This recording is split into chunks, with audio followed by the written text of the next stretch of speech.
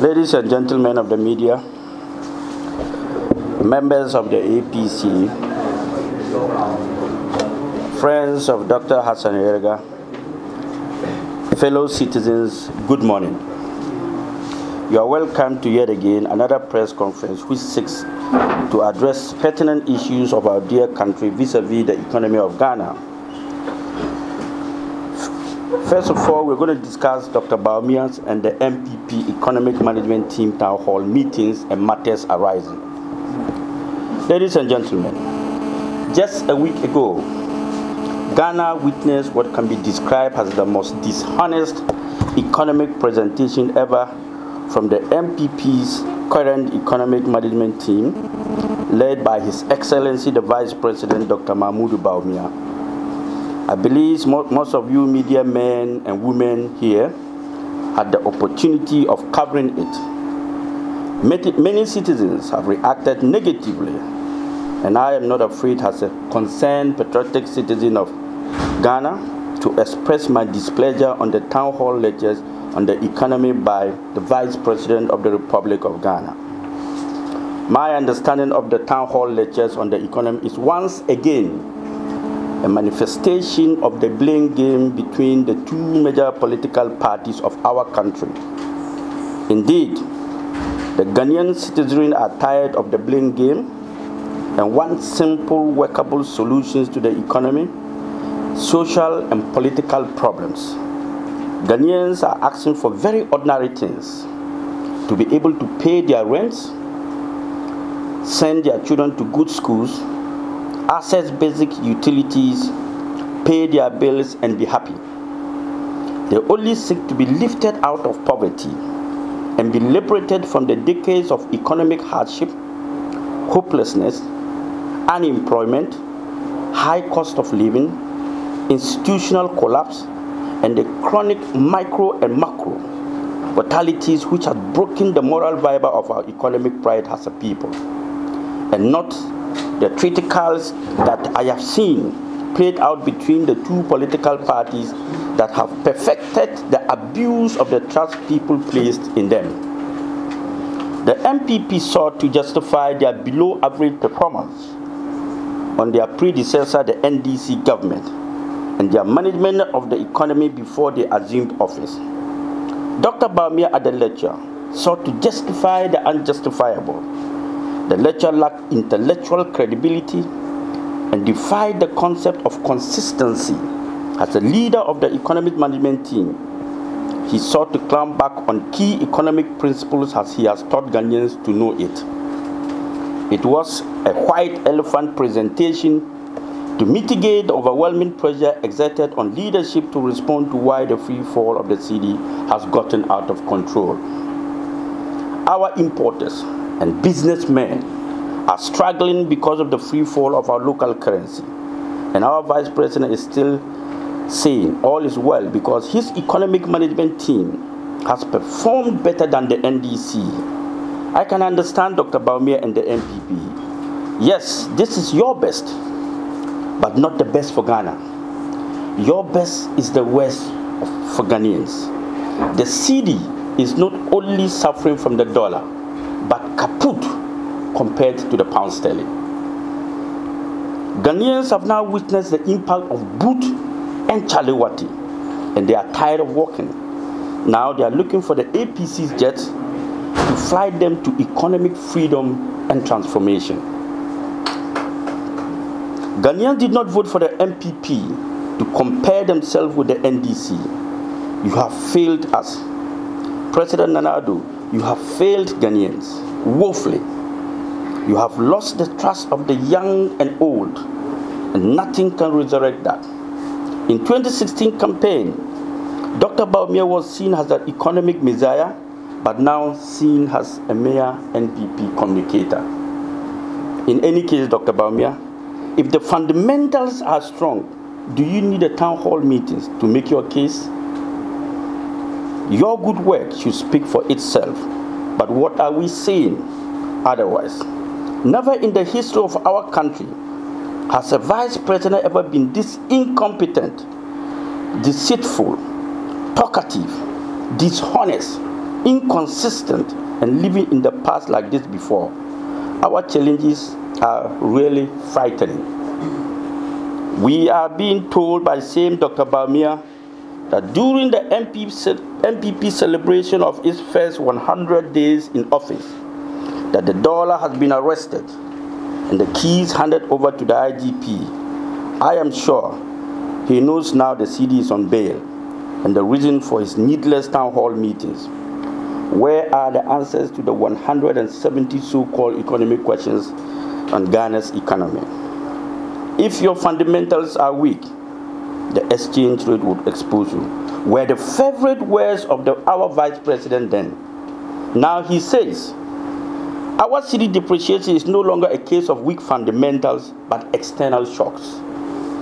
La ilaha illallah. Dr. Bambia, you killed a snake, skinned it, and now you are asking us where its legs are. Oh my God.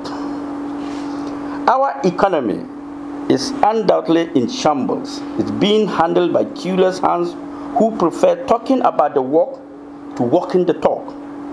The earlier we admit it and come together with ideas to solve our economic problem, the better for us. Ghana economic fundamentals are really weak.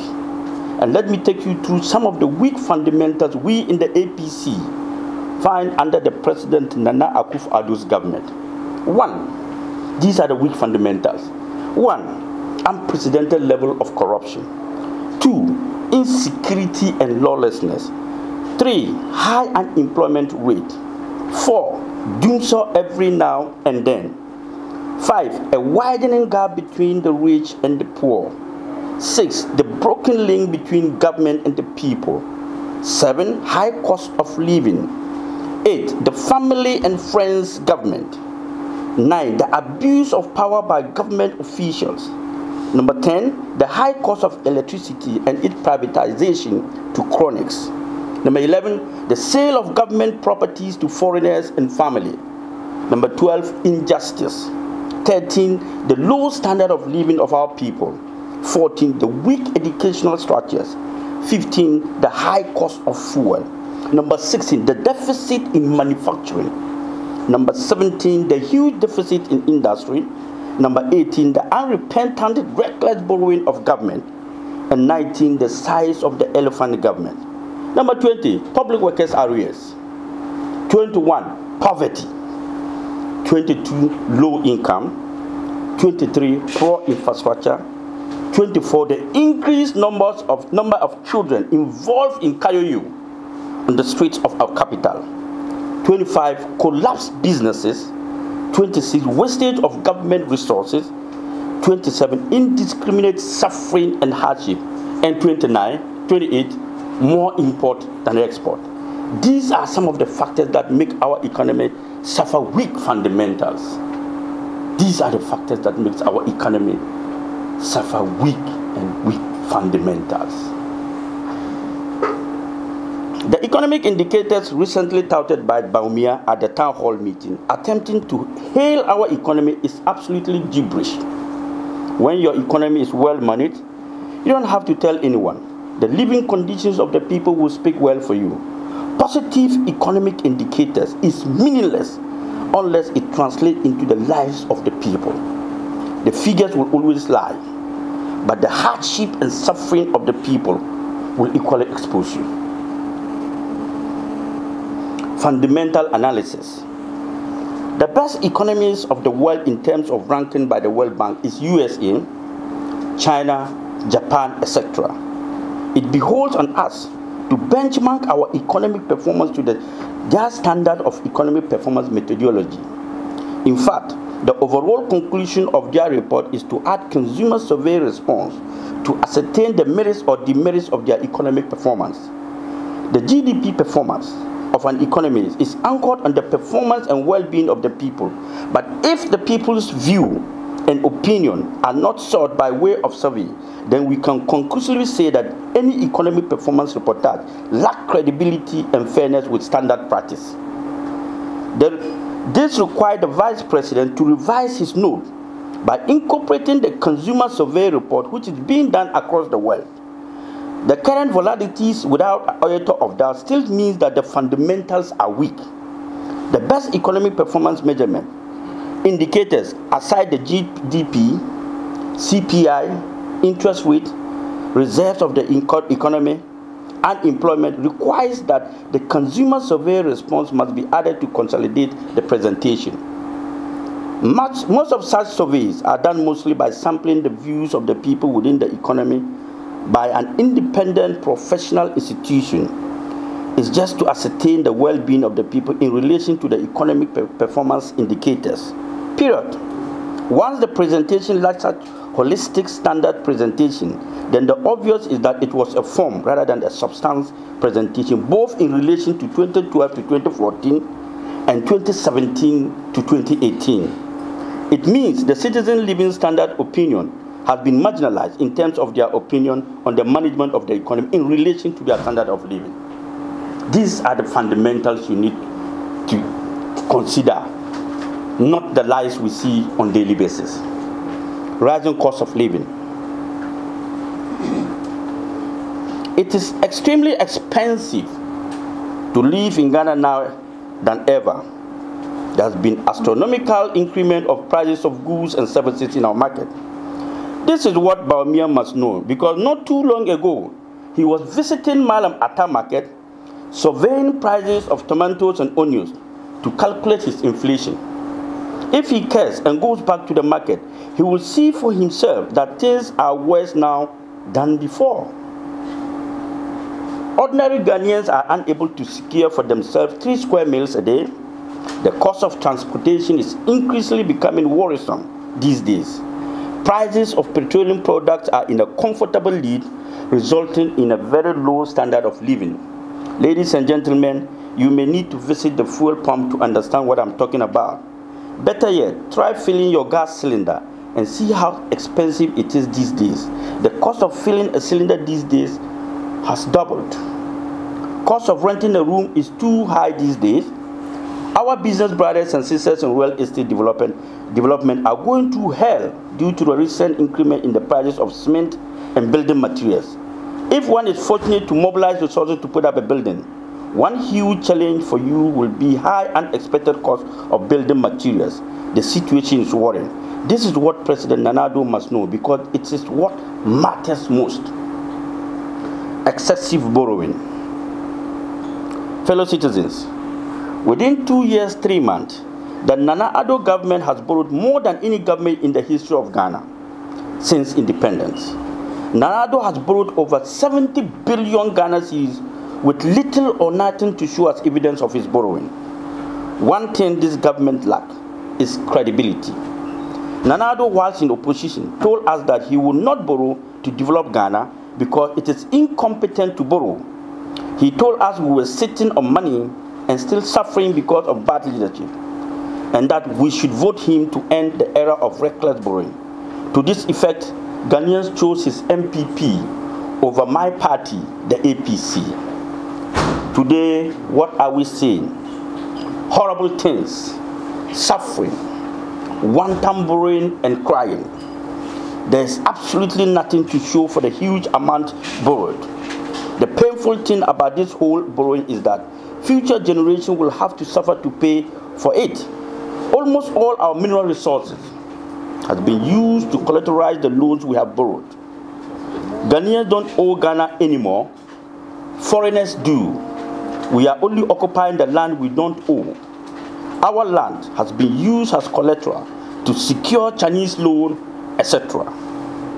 Is that the kind of legacy the MPP government is leaving behind for the next generation? This is so shameful. Previous governments have always borrowed, but they equally have something to show for it. We can give credit to Dr. Kwame Nkrumah for Akosombo Dam and many other things. Jerry Rawlings for UDS, electricity in rural areas to show as evidence of his borrowing. John Ajekum Kufuor for HIPIC, KVIP, basic school to show, and several kilometers of road were equally constructed under his tenure. Mills and Mahama for Circle Interchange, Kasua Interchange, Rich Hospital, Kotoka Terminal 3, and among others to show. Now, what has President Nana Addo's government got to show for borrowing more than his predecessors? I will say, and you will certainly agree with me, that there's absolutely nothing to show for its reckless borrowing. Government has borrowed to consume. One worrying thing about the borrowing of this government is that our state properties are used as collateral. Franklin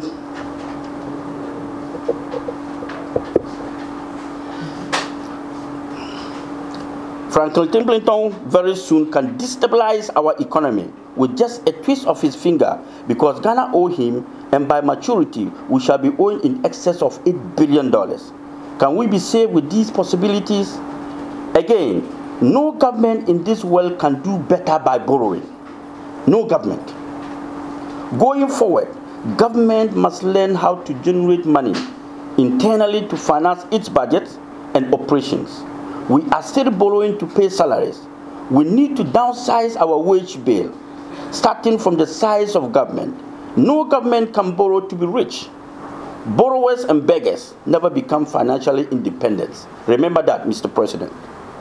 Corruption at its peak. Ladies and gentlemen, power, they say, is sweet. My friends in government have demonstrated that the MPP has milked Ghanaians to the extent that certain individuals of the ruling government are now richer than the country. And that is a fact. Certain individuals of the MPP members today in government are richer than Ghana. The most recent figures from our anti-corruption agency, Transparency International, indicated that we have dropped some 5 points and now at 81. Ghana is now rated the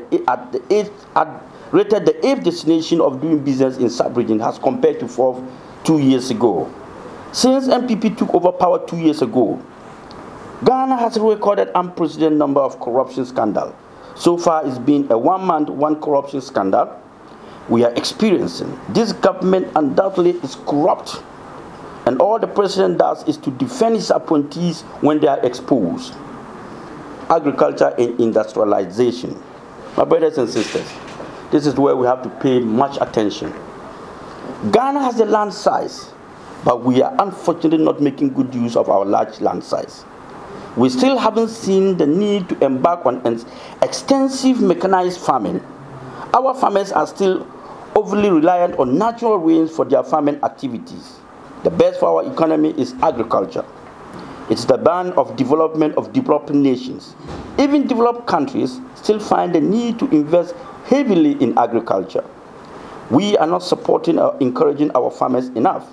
Until we find it prudent to reward and honor our farmers and stop worshipping our politicians in V8, we will continue to be in problems. In the 21st century, Ghanaians still import tomatoes, carrots, cabbage, and other vegetables from foreign countries. The restaurants and shopping malls are all importing beef, chicken, fish, lobsters, shrimps, milk, mushroom, and other products for their businesses. And we have a government that believes in unprecedented lies and want us to believe they can arrest the city. You cannot have an open market and believe in stabilizing the city. Government has successfully abandoned major factories that can generate over 2 million jobs and contribute over $3 billion revenue to ROT. We import over $100 million of canned tomatoes, ketchup, fresh tomatoes for local consumption. Yet, the Palgu tomatoes factory, the Wenchi tomatoes factory, is dormant. We import over $1.2 billion of rice yearly for local consumption. Meanwhile, we have abandoned the Bolgatanga rice mill, the Aveyeme rice factory to rot. We spend over $300 million in the importation of sugar into this country annually, while we allow Commander Sugar Factory to rust. I'm told government is now selling it out to foreign investors. Over 70% of fish we consume is imported. Meanwhile, we have the sea right before us. We have the lakes and the rivers before us. Yet, what do we still do? We import. Currently, we spend over $700 million on the importation of baby pampers. Baby pampers, baby pampers. We spent $700 million. Meanwhile, we have abandoned the cotton factory in the northern part of Ghana. Ladies and gentlemen, you know what saddens me? A day before Valentine's Day, I went to the florist to order red roses for my wife. I was told to wait for KLM flight to arrive because I can't get it. Even roses, red roses, we have to import. Red roses, we have to import. Please, what is wrong with us? Can someone tell me what is wrong with us? Can somebody really tell me what is wrong with Ghanaians?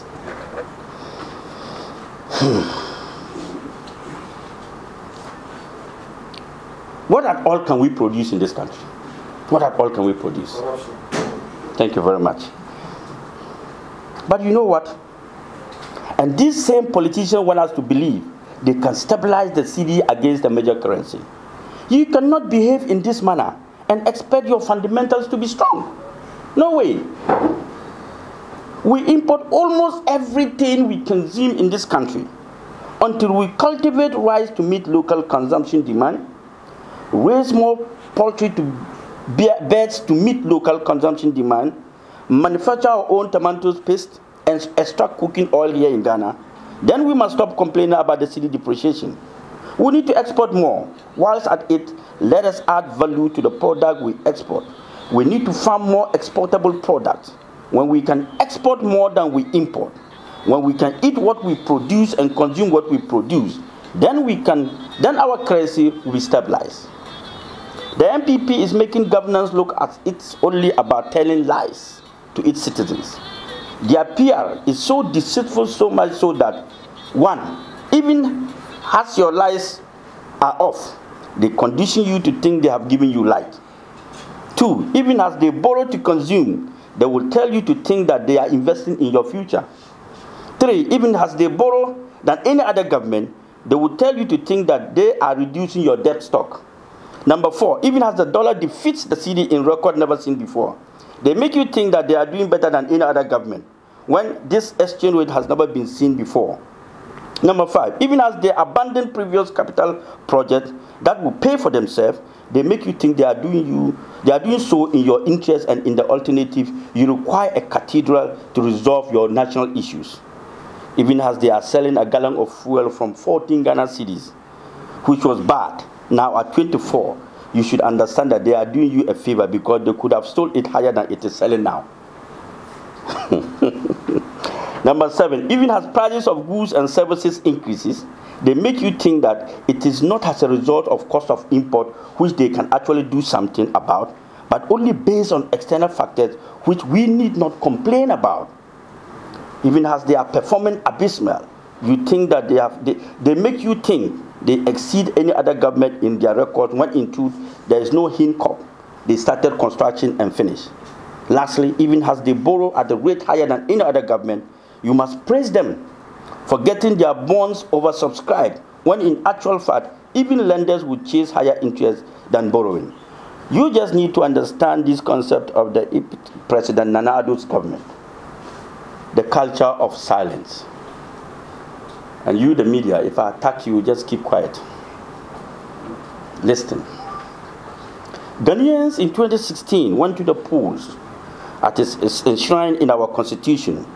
Majority voted for a change of government, a change many people anticipated based on the promises, a change that was promised heaven on earth.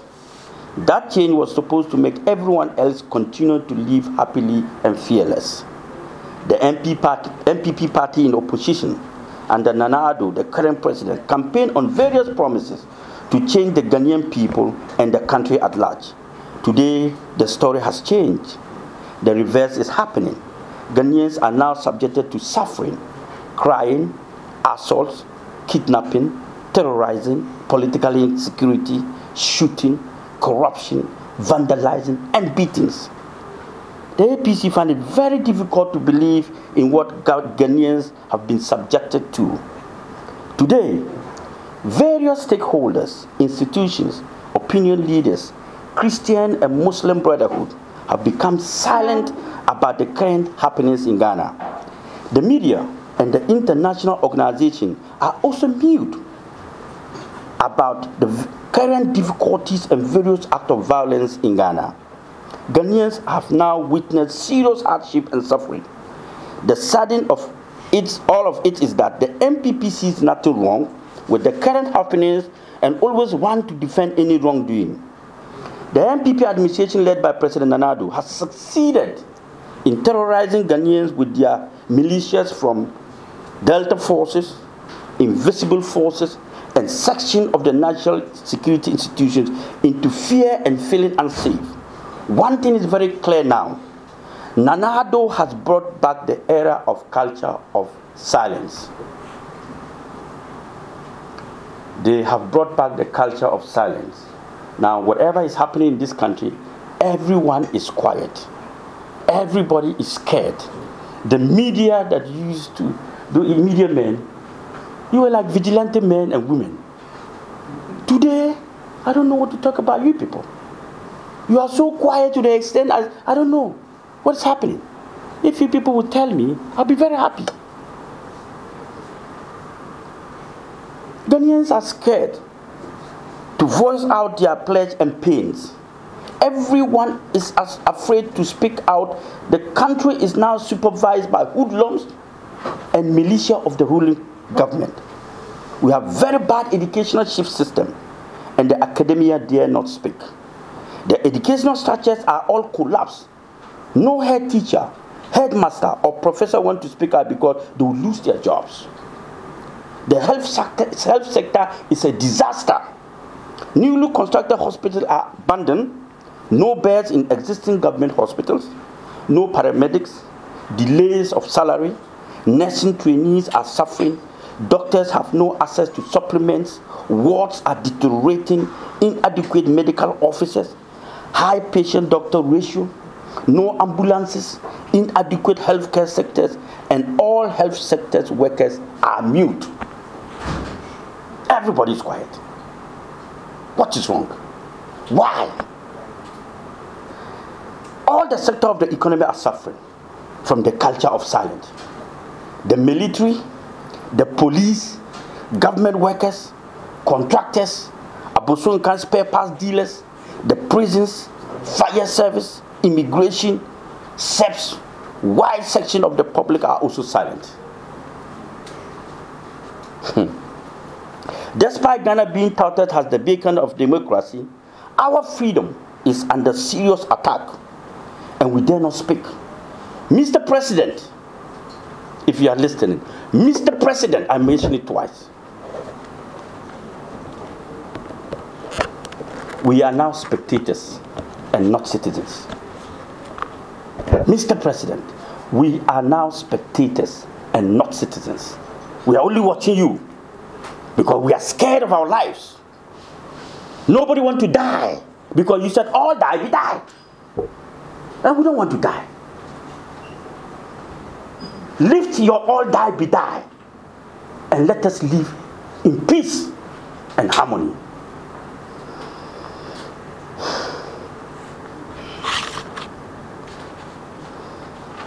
Our motto, freedom and justice, is now under serious threat. We are in a crisis. God save Ghana. One thing I have noticed is the continuous silence of the media. My brothers and sisters from the media fraternity, why are you so quiet as if nothing is at stake? Speak out. Let's stand up and defend our country. Let's name and shame the abusers of power. When we remain mute, we will soon die in silence, believing we have lived when we have not. Politics is about serving and not assault on innocent citizens. There's only hardship in Ghana and suffering. Everyone knows there is hardship, but they cannot voice out. They are all scared of this government. Ghanaians are now living in fear and panic. Why? The media have decided to always pick and choose which political leaders and parties they want to discuss their matters. So many years when the APC do press conferences, even when we bring in vital issues concerning the nation, you still discuss the gibberish of MPP and NDC. And then you tell us that the other political parties are not serious. We have done more press conferences, raised vital issues than any other party in this current administration. But what do we see? Every day is about NDC and MPP. And when other political parties want to appear on your platform, all you say, oh, my producer says NDC and MPP. My producer says NDC. NDC and MPP have destroyed Ghana. And you are still giving them the mandate to continue to destroy our country. And you want to change.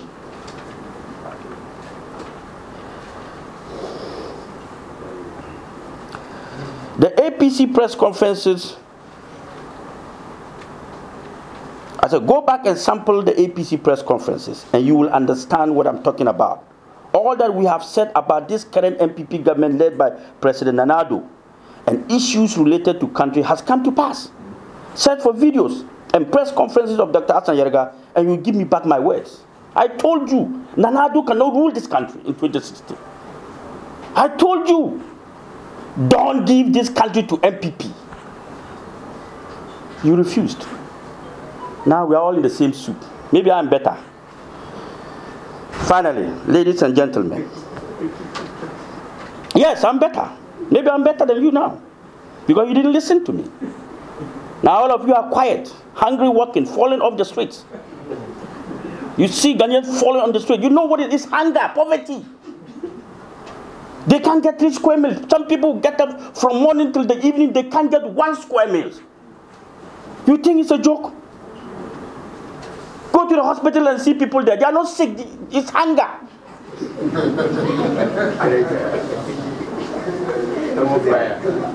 They are not sick. Poverty. You think they are sick? No. What to? Finally, ladies and gentlemen, Ghana belongs to Ghanaians. And let us stand for our right and make one decision that will change the future of this country. We have tried the boot and chalewati, and we are still struggling and suffering.